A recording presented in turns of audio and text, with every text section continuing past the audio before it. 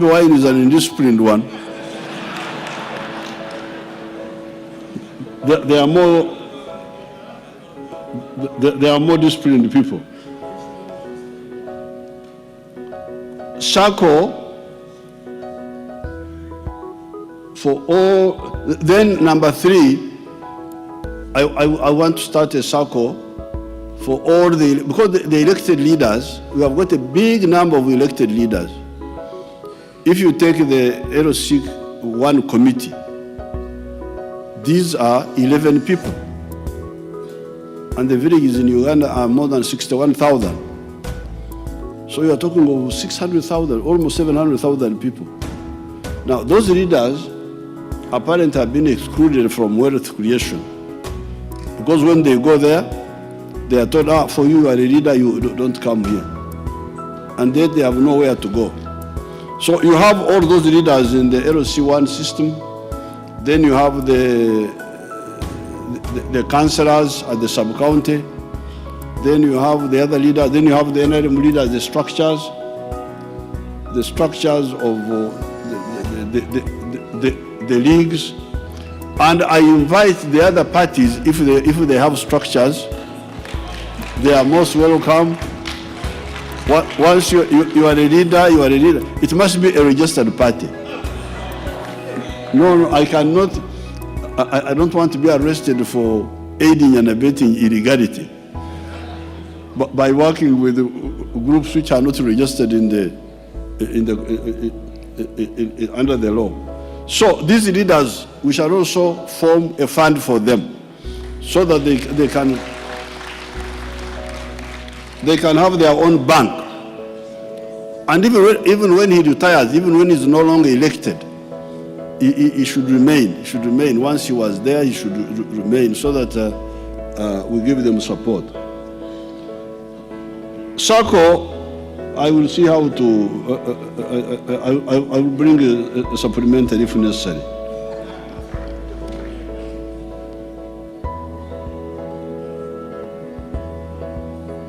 The value addition fund. Then the value addition fund would be at the zonal level, the 130 billion which the minister read here. That is for import substitution and for export promotion. It will be at the zonal level, Lango, Acholi, West Nile, and so on. In the Western system,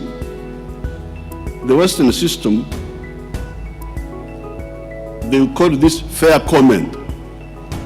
If you got the Western calls, say, this man, this person, me, what did you say?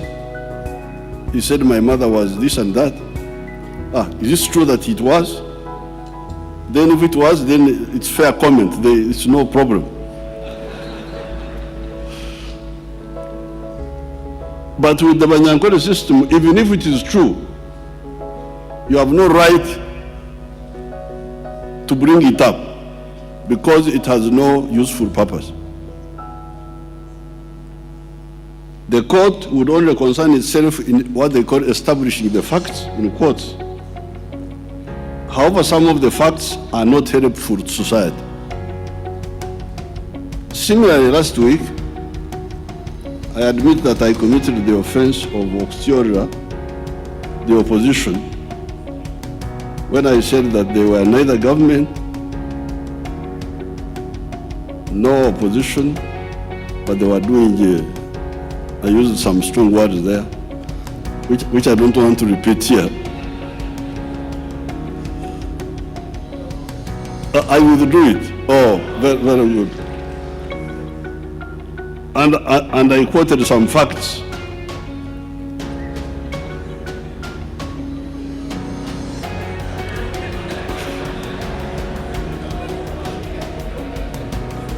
Like the modern courts, to prove my point.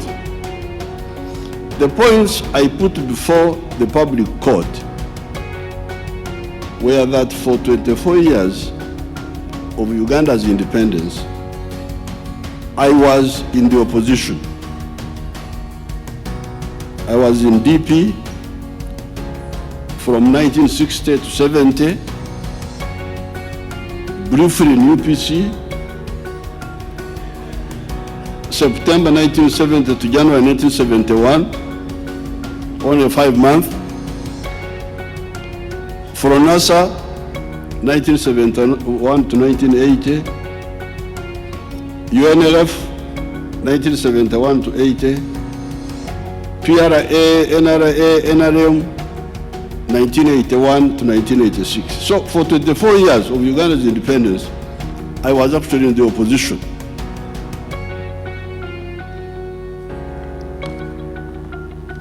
Therefore, I am an expert on opposition issues.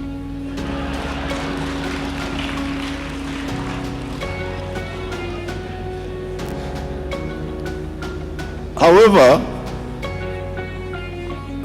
it was during those years that I helped most, first the citizens of North Ankole, and later the wider Uganda, and even Africa in some modest ways.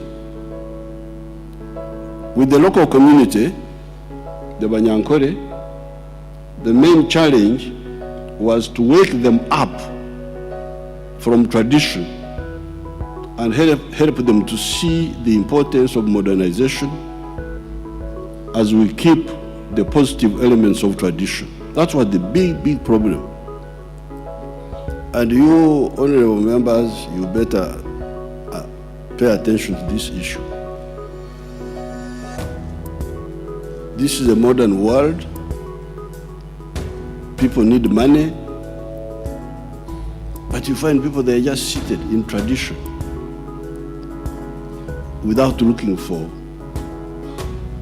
money. One day I was going to Chisozi, very early in the morning, at Buloba. Buloba is only 12 miles from Kampala. I saw a big group of more than 40 people with nets and dogs and bears. Dogs had bears that they were going to hunt.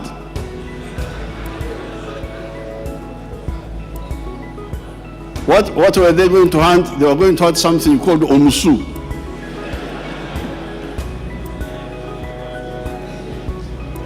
And I said, how much does omusu weigh? They told me it weighs like 5 kilos or what?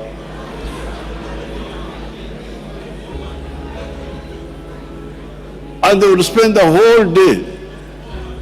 Now, once they kill the musu, how will they share it? 30 people. So it's really not correct to not help our people to know that they are living in the modern world and that they need to know how to live in that modern world.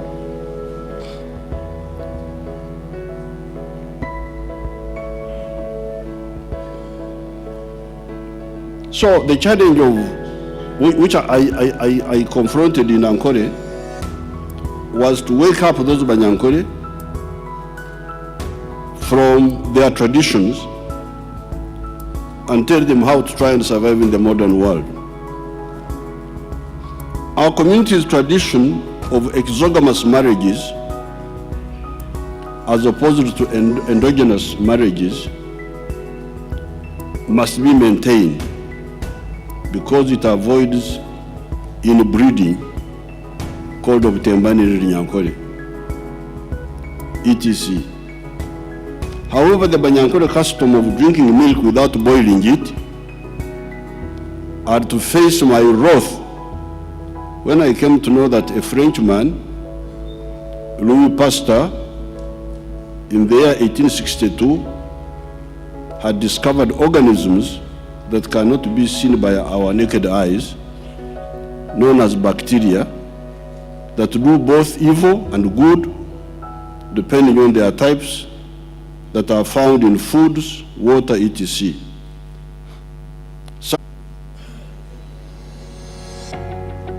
However, some of the bacteria, such as lactococcus, cause milk to ferment from fresh milk to amakamo, which the English call sour milk, because they do not have enough words. At the age of 14, in the year 1959, I left my local area of Ntungamo, Kafunjo, where a man by the name of Tashovia has mysteriously taken possession of my land and built a very big school there. And I went abroad to Mbarara.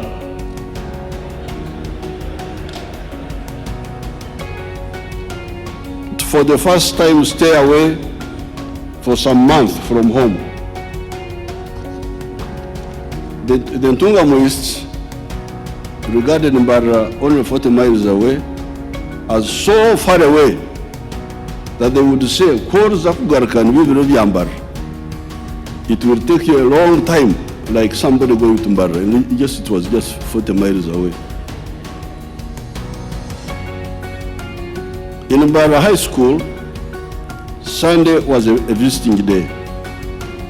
You could go out of school to visit relatives, etc. My first Sunday, I visited a family that was known to my parents. The second Sunday, I visited Mbarara Government Stock Farm, which the Banyankore were calling Farm Yomjungu, the white man's farm. There I saw for the first time modern farming practices, dipping cattle to kill ticks, rotational grazing, etc. The cattle, both indigenous and exotic, looked very fat and growing fast. When things were definite and final.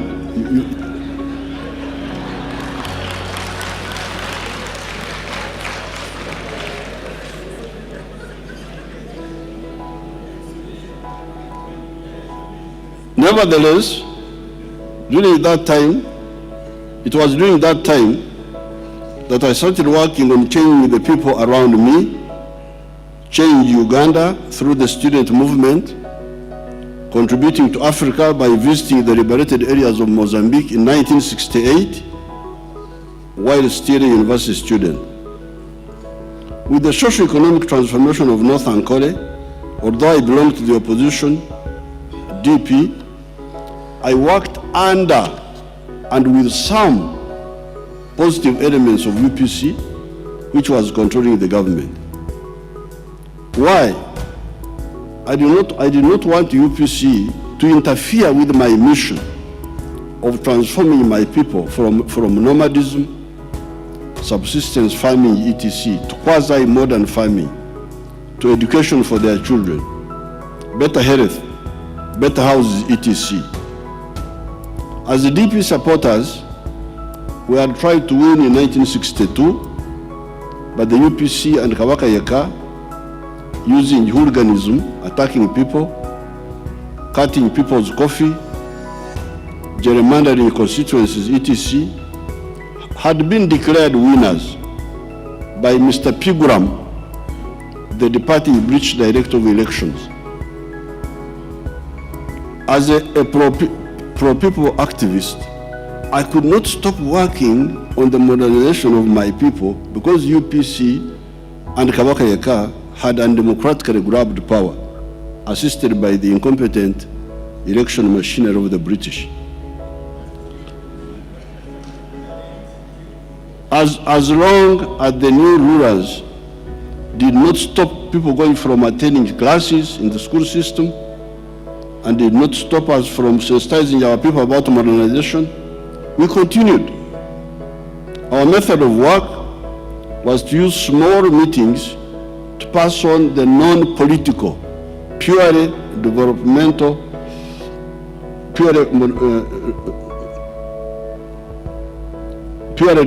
message of the 4 steps.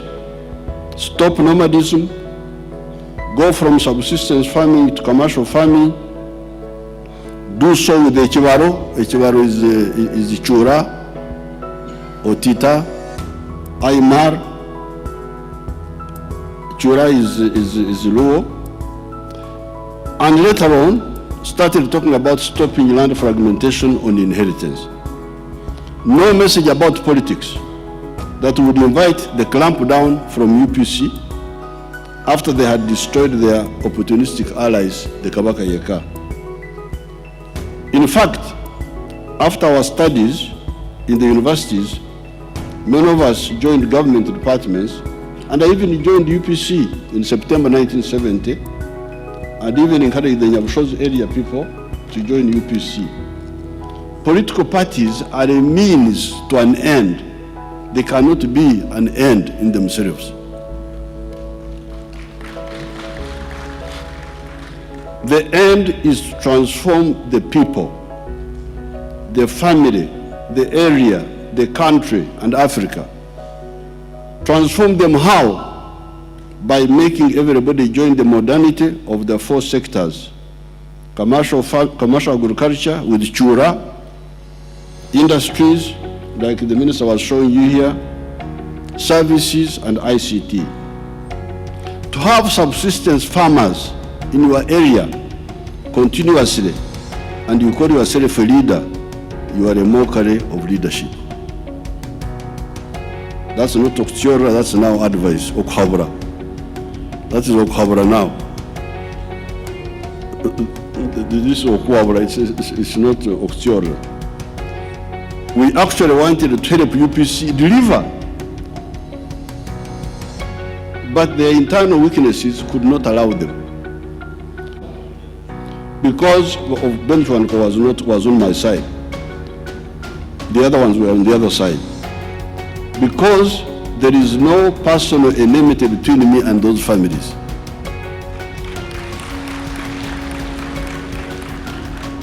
Would that be the case with these younger generations had I assassinated their parents beyond the usual losses of war? Would they be able to work with me? If apart from, because we were fighting. But I never went to hunt any one of them to kill him as an individual. Huh?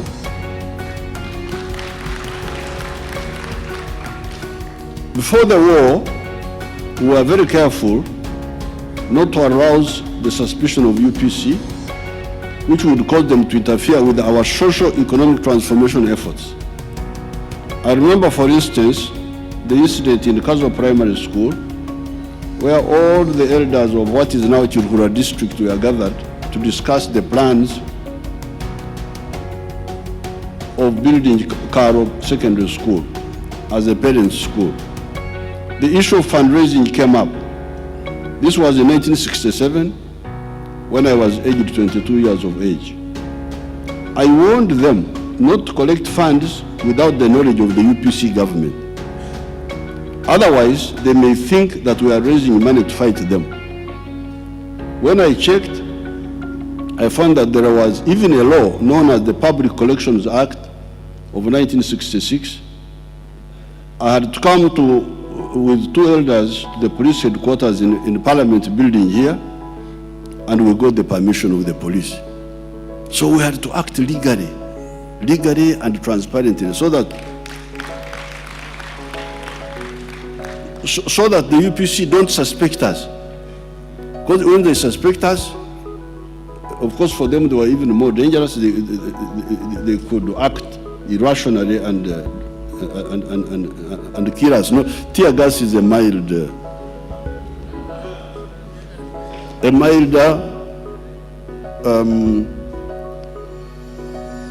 non-lethal,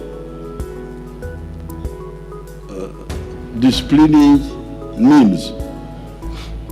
Besides, the UPC government had negative elements, but it also had positive elements. One example were the programs of His Excellency John Babiha of modernizing the livestock industry by introducing tick control measures, water harvesting by way of dams, creating beef ranches such as the Ankara Massacre Ranching Scheme, state eradication programs, etc. They completely failed. It was because of the two positive points that they somehow possessed, that we were ready to work with them and under them to see how far we could push matters in the desired direction.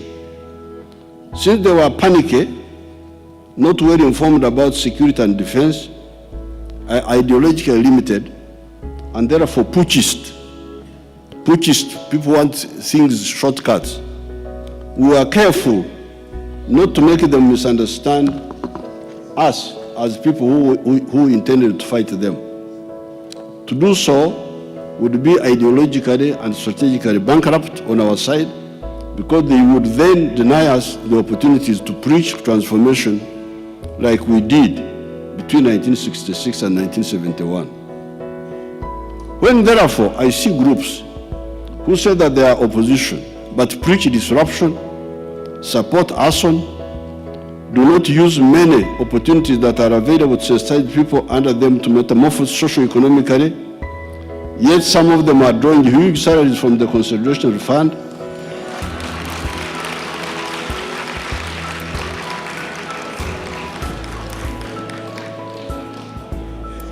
I am tempted to use a strong negative word to describe them, but I will keep it to myself for now. That is when, therefore, during the State of the Nation address, I committed an offense of Oxyora, the opposition.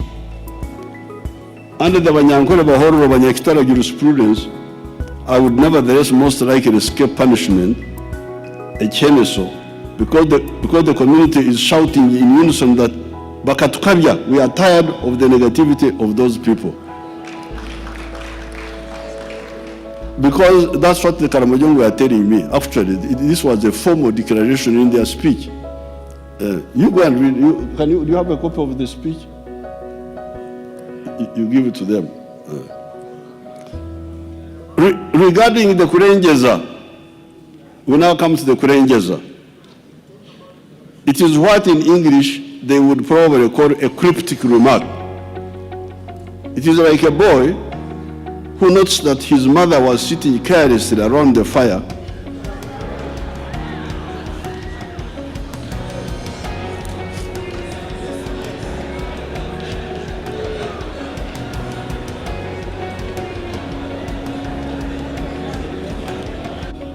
that the acid test of leadership in the underdeveloped pre-capitalist societies of the third world is the ability to wake up communities to go from negative traditions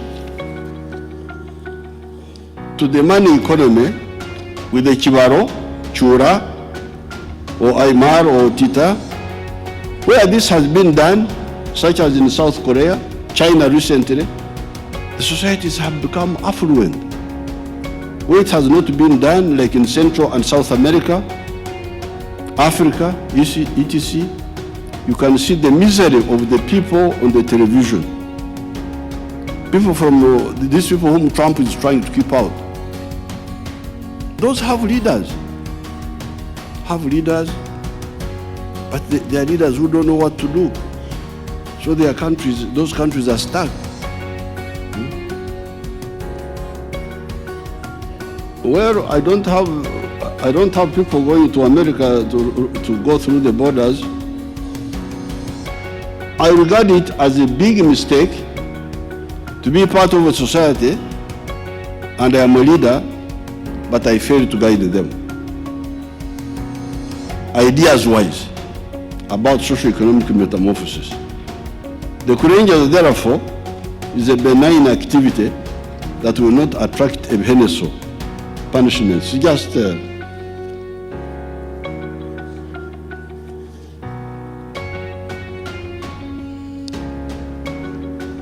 the transformation of the people in the cattle corridor has enabled them to build better houses, use solar power, do water harvesting, sponsor children in universities with private sponsorship, etc. But those 68% are people whom you can influence. We should not go on with that disequilibrium, because this 68% of the homesteads, they are under you. They are the ones who vote for you.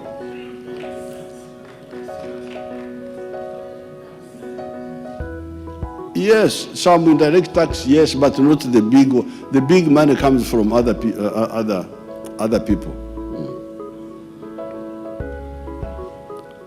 Our traditionalists need to also be careful.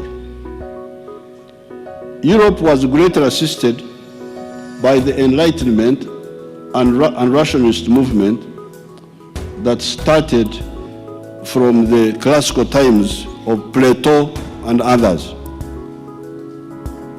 The British Archaeological Society people, led by Dr. Sutton, did excavation in Tutsi and Bobi. He found that those settlements were bigger than the city of London that time. These were the dynasties earlier than the dynasties colonialism found here. The dynasties whom you know. The dynasties of the Balangira of Uganda, Babito in Tora and Bunyoro, Bahinda in Ankole, Karagwe, Buhaya, Chigoma, etc. That was in 900 AD. These were the dynasties of the Batembuzi and Batrezi. These kingdoms have therefore been here for a very long time, certainly more than one millennium, 1,000 years. There is a country which did not exist that time. This is the United States of America. It is only 400 years old. If you start with 1623, when the first European settlers arrived in that area.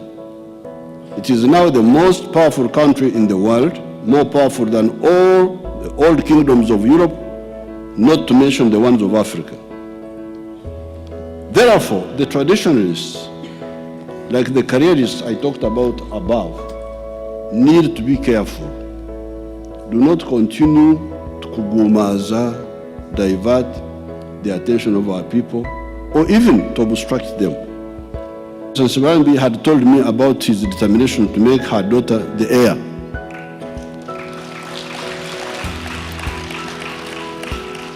I am a traditionalist, but a traditionalist who wants a strong Africa. That is what I told the Buganda Rukiko in my speech of the 2nd of August 1993, when I opened that body. Africa cannot be strong with the traditions that disable her. Therefore, all traditions must be audited with that in mind.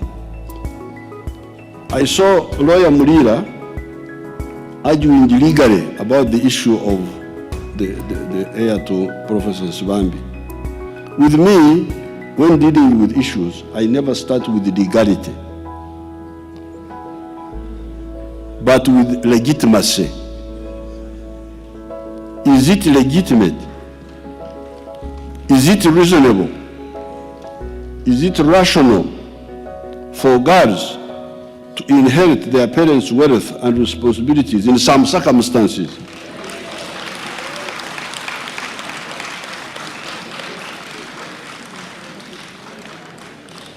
In the modern context, the answer is an unequivocal yes.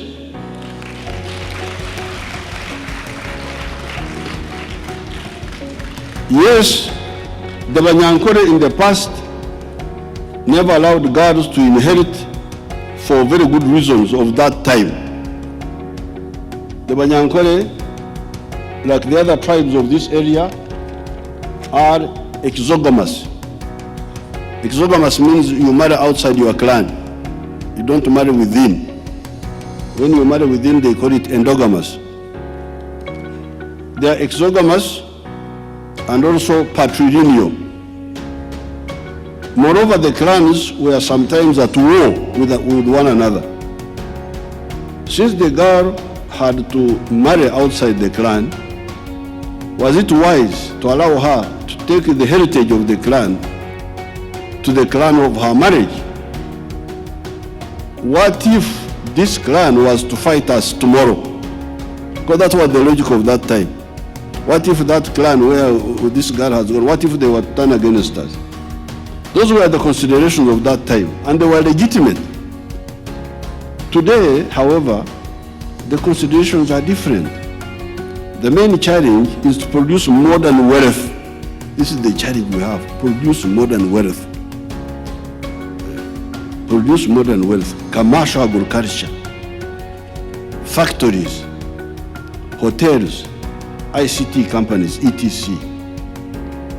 Is it reasonable for tradition to force a Murwana or a Sibambi who in his life has built up a string of multi-billion shillings business companies to bequeath all this to allow the nephew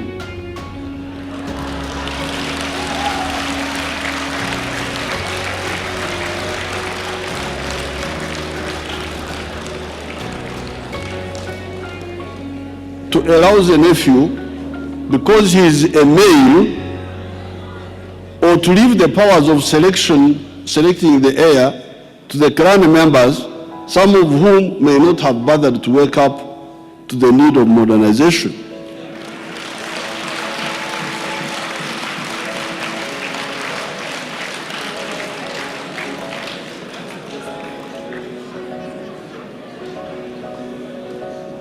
Unless, of course, we do not know well what a Muska is the heir, is supposed to do. In Ankole, the Muska meant inheriting the property and even the wife. In Ankole in the past. Recently, I had to atone for the injustice of my grandfathers, who in the 1930s had given all the cows of one of their brothers, Kachuya, to his brother Kabuguma, my direct grandfather, because Kachuya had died as Entreche. Entreche is to be childless. You may have had children, but they die. His two daughters, Koushuru and Kakwanjire, notwithstanding. This grandfather of mine had two girls. He died in the 1930s. But his brothers, my grandfather, the direct one, and the great-grandfather of Kangwaji, the other Tanzanian.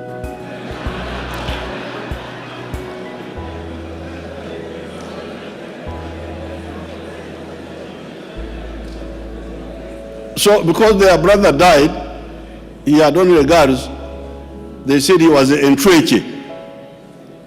He was childless. The girls were not children. So they took his cows and gave them to my grandfather now. He inherited the cows of his brother. And the only right the girls had was to, and when my grandfather died, he gave the same cows to my uncle in 1941. Now, the only thing the girls had to do was to come to my uncle's home when they nibahikira bakwita kuhikira muriyahikira muriyaguma numuhikira muriyaguma numuhikira okuhikira to when you come umuruganda mwekiri ini Rukonjo. Oh, okay, Rukonjo, they speak some distorted Runyankore.